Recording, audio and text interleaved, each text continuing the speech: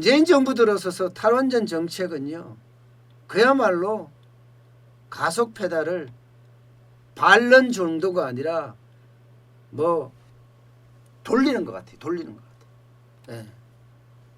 사실 여러분도 아시지만 이 원전 보세요. 이 원전, 이건 우리나라 원전은 아닙니다. 제가 사진 출처가 픽사베에서 나온 건데요. 대한민국의 원전 기술력은요, 전 세계 1등이에요. 전 세계.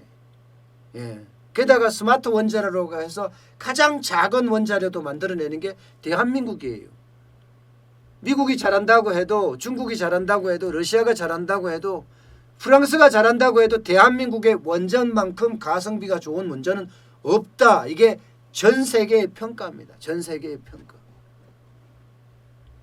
그런데도 이런 엄청난 기술을 지금 정부가 스스로 사장시키고 있습니다. 참 안타까운 일입니다. 우리 주력산업이 다 넘어지고 있는 상태, 그렇게 가고 있는데 멀쩡한 주력산업을 아예 정부가 나서서 없애버렸으니 이거 어떡하겠습니까? 이번에는요, 정부가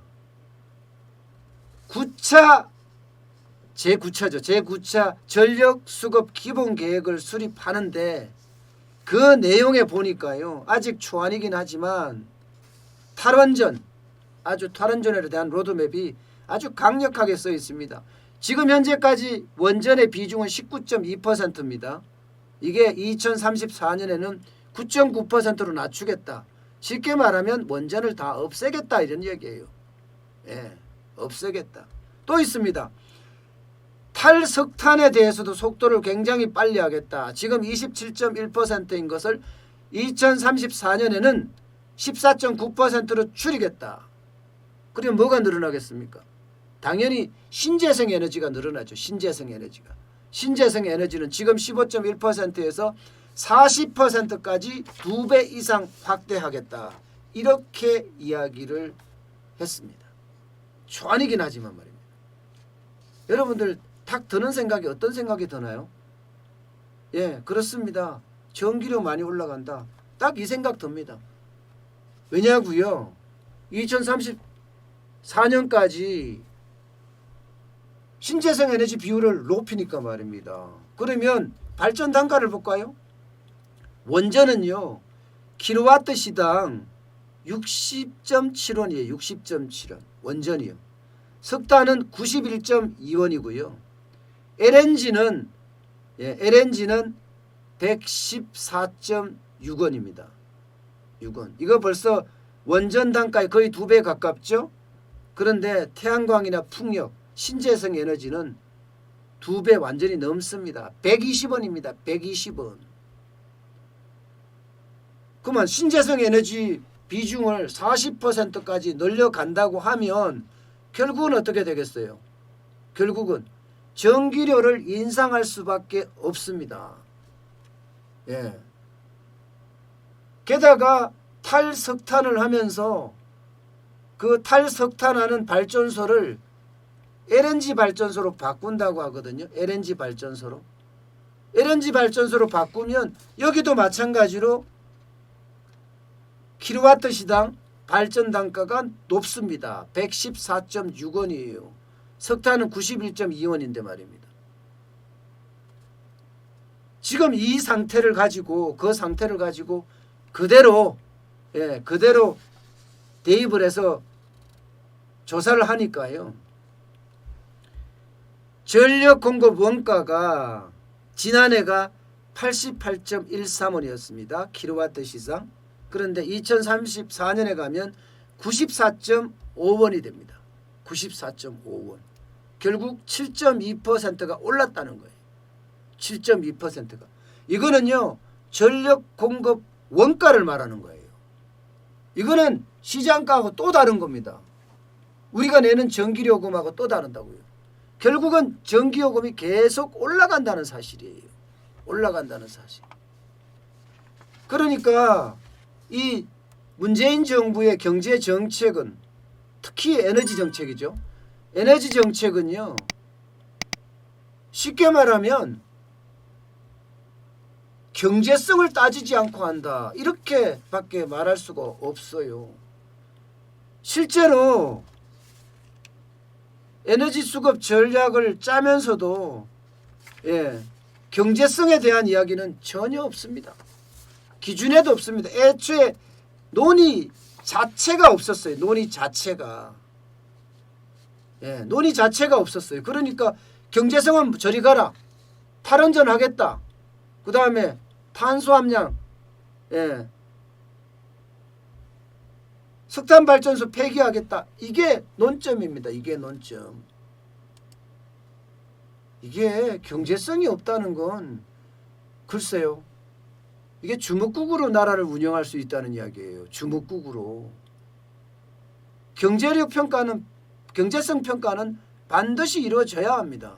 근데 경제에 대한 평가가 없다는 건 참 아이러니하고 웃긴 거예요. 이거 보세요. 이게 영흥화력발전소입니다. 최근에 인천 옹진군에 만들어진 화력발전소예요. 근데 이런 화력발전소들이 우리나라의 어떤 경쟁력이고 두산중공업이 저런 걸 잘 짓습니다. 잘 짓습니다. LNG 발전소도 잘 짓지만 화력발전소도 잘 지어요. 근데 저런 멀쩡한 화력발전소를 지금 멀쩡한 화력발전소 탄소 기준은 어떻게 하냐, 탄소 유출은 어떻게 하냐 이렇게 말씀하시죠. 요즘 화력발전소에 가면요. 찌꺼기 거의 99% 제거해서 나갑니다. 옛날같이 그렇게 무한정으로 막 쏟아내는 그런 시대는 지났다니까요. 주변의 주민들이 가만히 안 있습니다. 주변의 주민들이. 주변의 주민들이 가만히 있겠어요? 이것도 마찬가지로 지금이 56기예요. 56기. 이런 화력발전소가 전국에 56기가 있는데 2023년까지는 60기로 늘어났다가 2034년에는 37기로 뚝 떨어집니다. 이게 LNG 발전소로 다 대체한다는 그런 이야기예요. LNG 발전소로.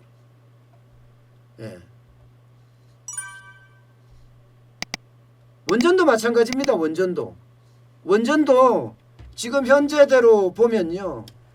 지금 현재가 원전이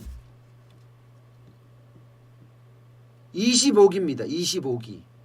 2024년까지는 26기, 한 기 더 늘어납니다. 그러다가 2034년에는 17기로 뚝 떨어집니다. 17기로.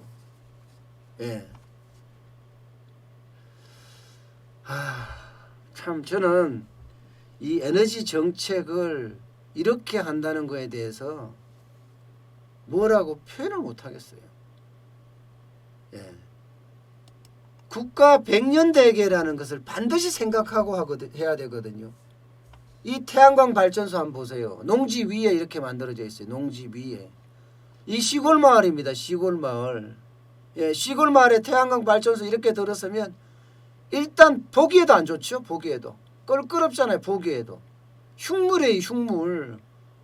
이게 산 비탈에다가 세워지기도 하거든요. 산 비탈에다가.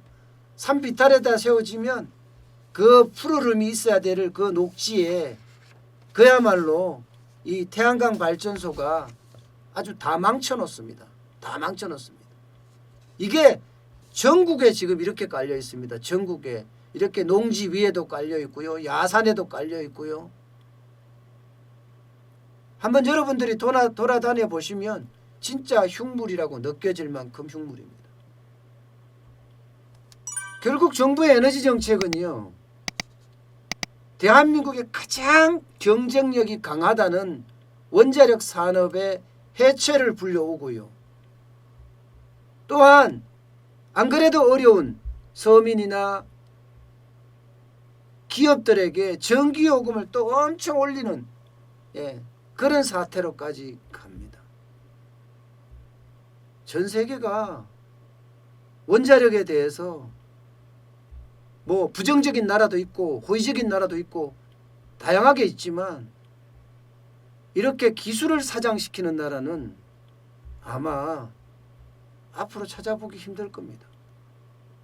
일본이나 독일도 탈원전 정책을 펴다가 결국에는요 원전이 경쟁력이다 생각해서 실제 경쟁력 한복판에 지금 들어가 있습니다. 네. 어떤 식이든 에너지 정책이 이게 합리성을 가지고 국가 백년 대계를 근간으로 만들어져야 되는데 참 걱정이네요.